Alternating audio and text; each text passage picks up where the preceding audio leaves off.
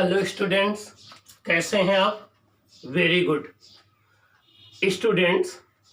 इसके previous class में हम लोगों ने स्टडी किया था कि जब भी कोई पार्टिकल सर्कुलर मोशन में होता है तो उसमें आपके टू टाइप का एक्सलेशन होता है। एक को हम टेंजेंशियल एक्सलेशन बोलते हैं, एक को हम लोग लीनियर एक्सलेशन बोलते हैं।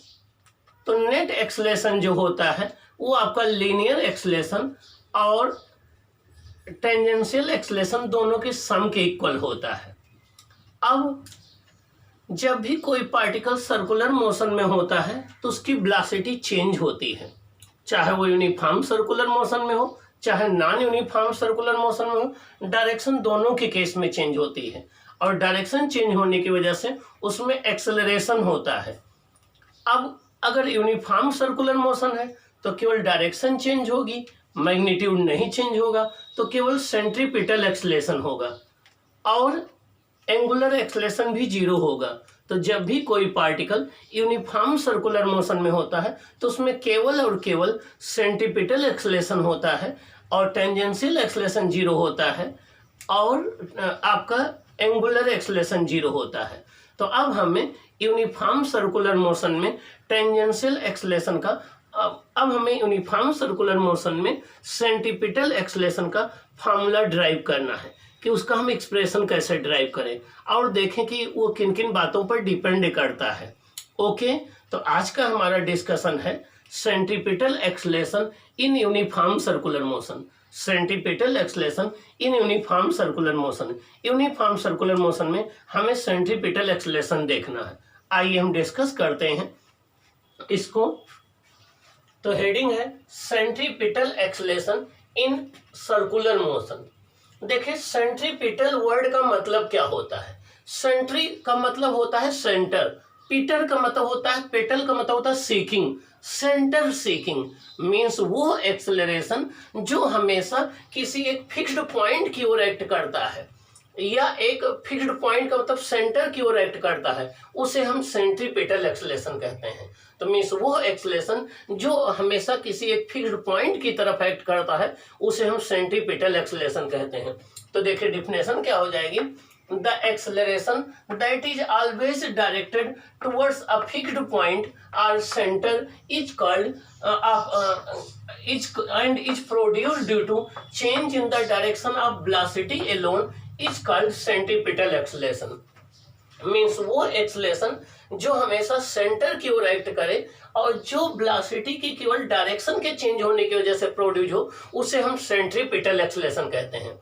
means the acceleration that is produced only due to change in the direction of velocity of a particle and is always directed towards the mean position or center of the circular path is called centripetal acceleration। वो acceleration जो किसी particle की velocity की direction के change होने की वजह से प्रोड्यूस होता है, जिसकी डायरेक्शन हमेशा सेंटर की तरफ होती है, उसको हम सेंट्रीपिटल एक्सलेशन बोलते हैं। और इसको हम AC से डिनोट करते हैं। किससे? वेक्टर AC से डिनोट करते हैं। किससे? वेक्टर AC से डिनोट करते हैं। अब AC का फार्मूला क्या होता है? इसका फार्मूला होता है AC equal to V square upon R। अब इसको हम डिराइव करेंगे। AC इक्वल टू होता है V स्क्वायर अपॉन R। यहाँ V क्या है? लीनियर स्पीड है।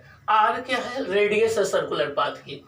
अब यहाँ अगर यूनिफॉर्म सर्कुलर मोशन है तो स्पीड कांस्टेंट रहेगी, रेडियस कांस्टेंट रहेगी, तो AC equal to V square upon R constant हो जाएगा मैग्नीट्यूड में, लेकिन डायरेक्शन चेंज होती रहेगी। अगर दो डिफरेंट पार्टिकल्स हैं, उनकी एंगुलर वेलोसिटी सेम है तो हम R ओमेगा स्क्वायर यूज करेंगे। अगर उनकी लीनियर स्पीड कांस्टेंट है तो हम V square upon R use करेंगे। अगर आप इस फार्मूले से देखिए तो सेंट्रीपिटल एक्सलेशन रेडियस के इनवर्सली प्रोपोर्शनल है। आप इस फार्मूले से देखेंगे तो सेंट्रीपिटल एक्सलेशन रेडियस के डायरेक्टली प्रोपोर्शनल है। ये इक्वल टू हो जाता है 4 pi square N square R। 4 pi square N square R। यहाँ पर N क्या है? फ्रीक्वेंसी। R क्या है? रेडियस। इसको राइट कर सकते हैं 4 pi square upon capital T square into R। यहाँ T क्या है? Time period. R क्या है? रेडियस। तो आप देखें, जब भी आप टाइम पीरियड के टर्म में या आप फ्रीक्वेंसी के टर्म में या एंगुलर वेलोसिटी के टर्म में राइट करेंगे तो सेंट्रीपिटल एक्सलेशन रेडियस के डायरेक्टली प्रोपोर्शनल में होगा। लेकिन जब भी आप लीनियर स्पीड के टर्म में राइट करेंगे तो ये रेडियस के इनवर्सली प्रोपोर्शनल में होगा। तो सपोज कर लो आपको न्यूमेरिकल में दिया गया है कि दो पार्टिकल्स हैं जिनकी लीनियर स्पीड जो है,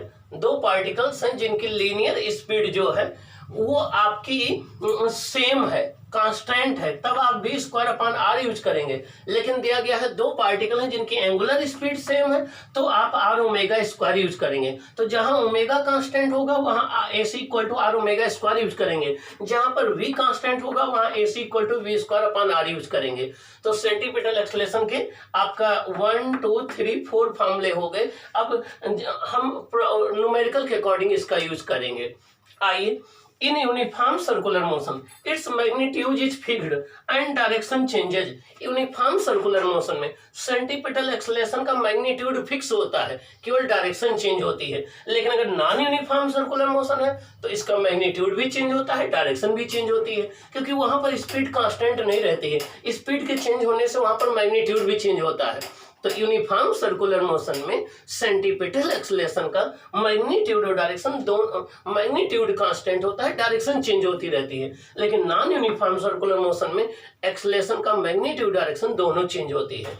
इसका मतलब ये हो गया कि सेंटीपिटल एक्सेलरेशन एक नॉन यूनिफॉर्म एक्सेलरेशन है। ये यूनिफॉर्म एक्सेलरेशन नहीं होता है क्योंकि इसकी डायरेक्शन या मैग्नीट्यूड चेंज होता रहता है। तो आप इक्वेशन ऑफ मोशन नहीं अप्लाई कर सकते हैं। आइए अब हम इसके एक्सप्रेशन को डिराइव करेंगे। Expression for AC centripetal acceleration का हम एक्सप्रेशन डिराइव करेंगे, ठीक ना, कि सेंटीपिटल एक्सेलरेशन का एक्सप्रेशन कैसे आप निकालेंगे। आइए हम देखते हैं। ये कोई एक पार्टिकल है, देखिए प्लेन में सर्कुलर मोशन परफॉर्म कर रहा है। ये कोई एक पार्टिकल है, एक प्लेन में सर्कुलर मोशन परफॉर्म कर रहा है। किसी टाइम t = t सेकंड पर ये A पॉइंट पर है। देखिए किसी टाइम t = t सेकंड पर ये पार्टिकल आपका देखिए A पोजीशन पर है t = t सेकंड में। उसके बाद t + ΔT टाइम में ये पार्टिकल B पॉइंट पर पहुंच गया। ये रोटेट करके एंटी क्लॉकवाइज डायरेक्शन में, ये पहले पॉइंट A पर था, इसका पोजीशन वेक्टर r1 था, और जब ये B पर पहुंच गया इसका पोजीशन वेक्टर चेंज हो जाएगा, वो r2 हो जाएगा। यहाँ पर पोजीशन वेक्टर r1 था, यहाँ पर r2 हो जाएगा। यहाँ पर इसकी वेलोसिटी देखिए कितनी थी, v1 थी, और यहाँ पर कितनी हो गई, v2 हो गई। तो पार्टिकल ने A से B तक लीनियर डिस्प्लेसमेंट कितना ट्रेवल किया, ΔR। लीनियर डिस्प्लेसमेंट कितना ट्रेवल किया, ΔR। एंगुलर डिस्प्लेसमेंट कितना हुआ, Δθ। लीनियर डिस्प्लेसमेंट कितना हुआ, A to B ΔR। Angular displacement कितना हुआ, Δθ। पोजीशन वेक्टर क्या चेंज हुआ, r1 से r2। लीनियर वेलोसिटी कितना चेंज हुई, v1 से v2। कितने टाइम इंटरवल में, ΔT टाइम इंटरवल में। अब हमें देखना है कि इसका सेंटीपिटल एक्सेलरेशन कैसे आएगा। यहाँ पर हम दो ट्रायंगल कंसीडर करेंगे। एक बात आप यहाँ पर देखिए, यहाँ पर r1 v1 एक दूसरे के परपेंडिकुलर हैं। ये टेंजेंट के लंग है, ये रेडियस के लंग है। तो इसके बीच में देखिए ये एंगल 90 डिग्री होगा, ये, और ये एंगल भी 90 होगा। मीन्स वेलोसिटी और रेडियस एक दूसरे के हमेशा परपेंडिकुलर है।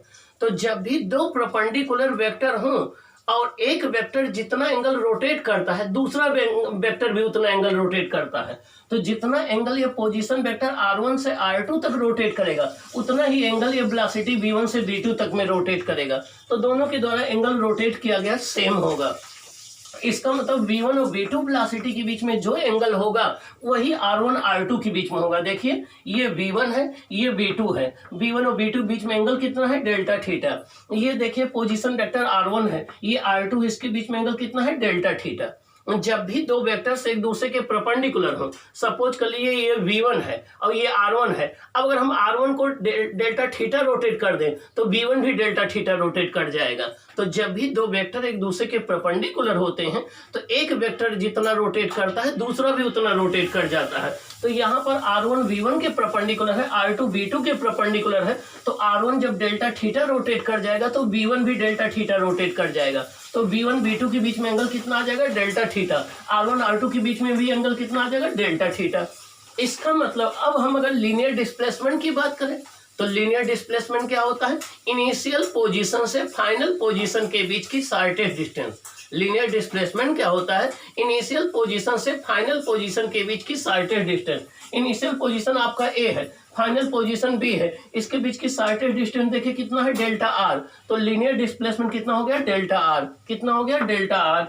डेल्टा आर कैसे निकालेंगे? देखिए डेल्टा आर निकालने के लिए हम ट्रायंगल रूल का यूज कर दें। O A plus A B equal to क्या हो जाएगा? O B. अगर ट्रायंगल ला से हम लिखें तो O A plus A B equal to O B हो जाएगा। तो यहाँ से अगर हम लीनियर डिस्प्लेसमेंट डेल्टा आर निकालेंगे तो हो जाएगा आपका ओ बी, ये आपका हो जाएगा ओ बी माइनस ओ ए, ये आपका हो जाएगा R2 माइनस R1, ये आपका डेल्टा आर हो जाएगा। तो ये आपका लीनियर डिस्प्लेसमेंट हो गया। क्या हो गया? लीनियर डिस्प्लेसमेंट हो गया। और अगर हम चेंज इन वेलोसिटी की बात करेंगे तो चेंज इन वेलोसिटी आपका डेल्टा v जो आएगा ये आ जाएगा v2 माइनस v1 आ जाएगा। तो जितने टाइम में position vector delta R change हुआ है उतने ही टाइम में linear velocity delta v change हुई है। तो हम दो ट्रायंगल बना रहे हैं, एक ओ ए बी, देखिए ओ ए बी, ये R1 है, ये R2 है, ये डेल्टा आर है। डेल्टा आर लीनियर डिस्प्लेसमेंट है, इनके बीच में एंगल डेल्टा थीटा है। और दूसरा ट्रायंगल हम बना रहे हैं A dash B dash C dash. A dash B dash, देखिए ए डैश बी डैश हमारा v1 है और ये v2 है। चेंज इन वेलोसिटी जो है डेल्टा v है, change in velocity delta v है, ये एंगल डेल्टा थीटा है, ये एंगल भी डेल्टा थीटा है। अब ये दोनों ट्रायंगल सिमिलर हैं। क्या है? सिमिलर हैं। क्या है? सिमिलर हैं। तो सिमिलर हैं तो दो सिमिलर ट्रायंगल में करस्पॉन्डिंग साइड का रेशियो सेम होता है। ये दोनों ट्रायंगल हमारे सिमिलर हैं तो इन दोनों में अगर सिमिलर की हम प्रॉपर्टी लगाएंगे तो देखिए इस ट्रायंगल में हम लेंगे ए बी, देखिए triangle O A B, triangle O A B and triangle O A dash B dash C dash, A dash B dash C dash are similar. ये दोनों क्या है? सिमिलर है। अब सिमिलर क्यों है? ये एंगल आपका इस एंगल की इक्वल हो जाएगा। जितने टाइम में ये आपका डिस्प्लेसमेंट हो रहा है उतने टाइम में ये चेंज हो रहा है। तो अब देखिए यहाँ पर similar so we can write, हम इसलिए राइट क्या कर सकते हैं? A B upon A O. इसमें हमने क्या ले लिया? A B upon A O. दो सिमिलर ट्रायंगल में करस्पॉन्डिंग साइड का रेशियो सेम होता है।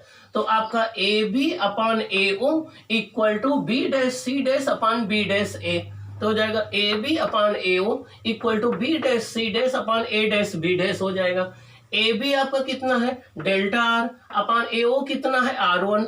आपका बी डैश सी डैश कितना है? डेल्टा वी अपान ये क्या है? V1।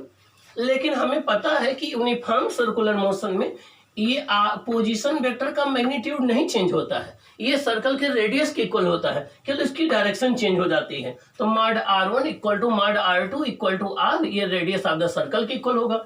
ऐसे यूनिफॉर्म सर्कुलर मोशन में वेलोसिटी का मैग्नीट्यूड नहीं चेंज होता है, स्पीड कांस्टेंट रहती है। तो माड V1 इक्वल टू माड V2 इक्वल टू V हो जाएगा।